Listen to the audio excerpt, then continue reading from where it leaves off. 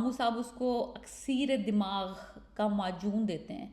सुबह एक चम्मच खाने नाश्ते के बाद और एक रात को खाने के बाद अक्सीर दिमाग। मुझे अच्छी लगती है सिंधी सुनना बिकॉज मेरा फेमिलियर मेरा होम टाउन है। तो जब वो मिठल बोल रहे हैं, Mithal name is very common in interior Sindh. तो वो उसके उसके कपड़े सूंघती है, उसके कपड़ों को देख रही है। अब मुझे तो डेफिनेट लग रहा है कि निशा को तो हो गया है इश्क वाला लव। इश्क वाला लव इस बंदी को हो गया।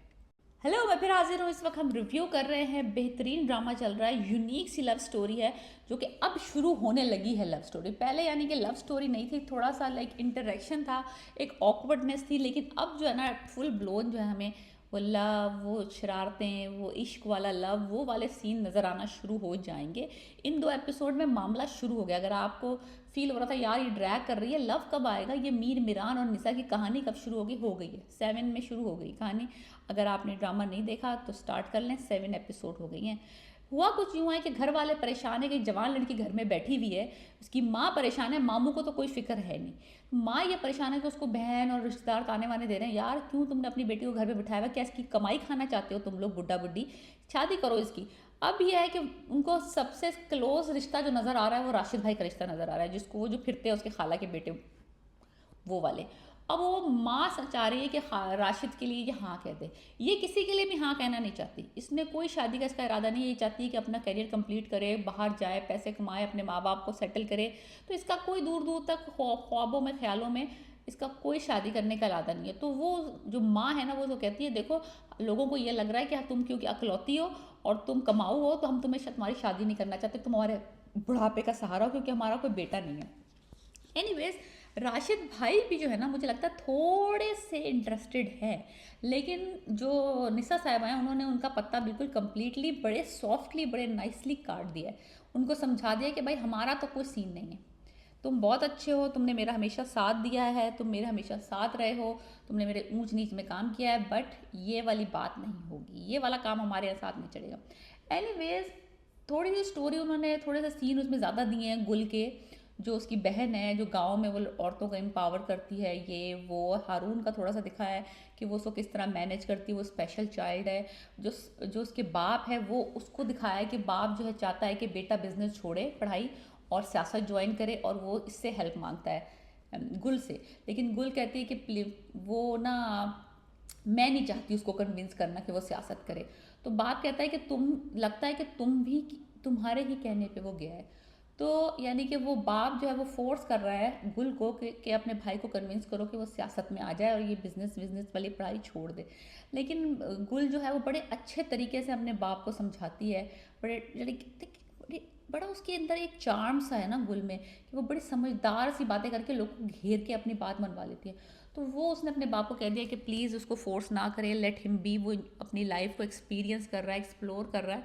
अगर वो ये फैसला खुद से लेता है कि उसको बिजनेस नहीं करना और उसको सियासत में आना है और जिम्मेदारी करनी है, तो ये उसका अपना फैसला होना चाहिए, अदरवाइज़ वो पूरी ज़िंदगी हमें जो है ना मलामते करेगा। और दूसरी तरफ वो साहब तो माशाल्लाह निशा के आगे पीछे फिर रहे हैं। निशा की और उसकी पढ़ाई शुरू हो गई है, निशा उसको पढ़ा रही है, उन्होंने स्केड्यूल सेट कर लिया है, छोटे मोटे इधर उधर सीन दिखाए जो कि ब्यूटीफुली डन है। मामू साहब तो इंतहाई हसीन है।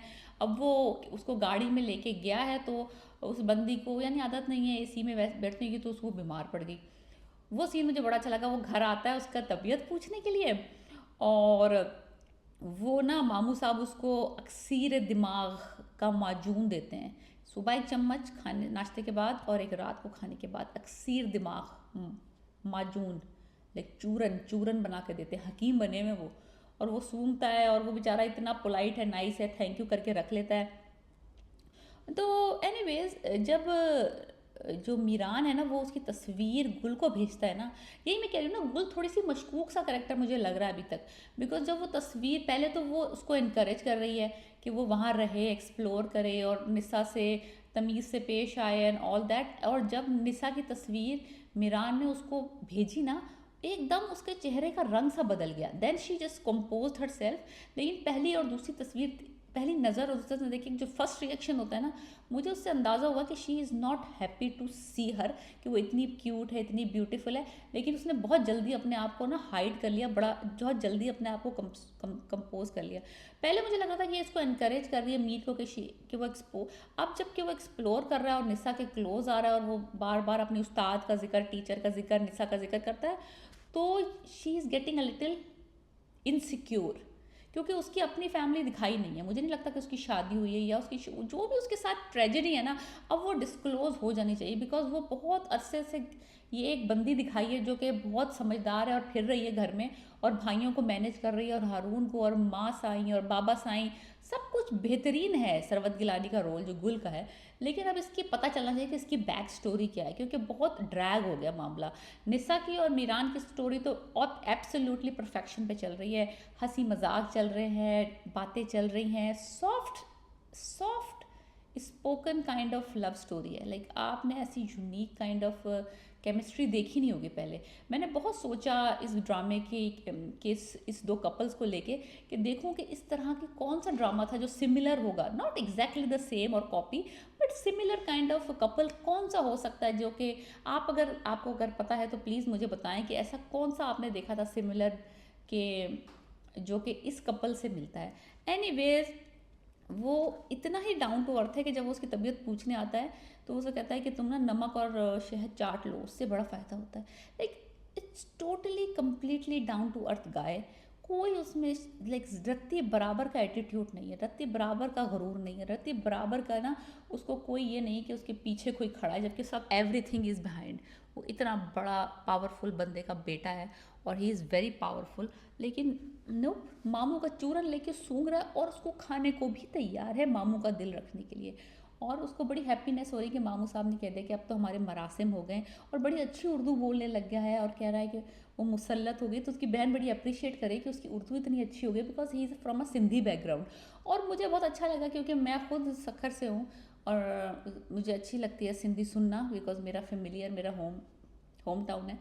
तो जब वो मिठल बोल रहे हैं, Mithal name is very common in interior Sindh, और वो मिठल को बुलाता है और जब वो उससे सिंधी में एक आध सेंटेंस यहाँ वहाँ बोलता है, मुझे बहुत अच्छा लगता है। एक्चुअली आई रिवाइंड और मैं दोबारा सुनती हूँ बिकॉज मुझे बहुत अच्छा लगता है, बहुत फेमिलियर लगता है, बहुत मज़ा आता है। सिंधी में उससे इन्वेस्टिगेशन करता है कि जन्नत बीबी तुमने कुछ किया तो नहीं था। तो एनीवेज बहुत अच्छा है। और फूडी जो है ना, वो एक नंबर 1 का है मीरान, जो उसको खाने का पता है कि खाना उसको क्या खाना है, उसको टेस्ट से पता चल जाता है कि खाना उसने नहीं बनाया, उसने बनाया है। तो बहुत और बड़े मज़े ले लेके खाता है चीज़ें, लाइक ही इंजॉयज़ द फूड।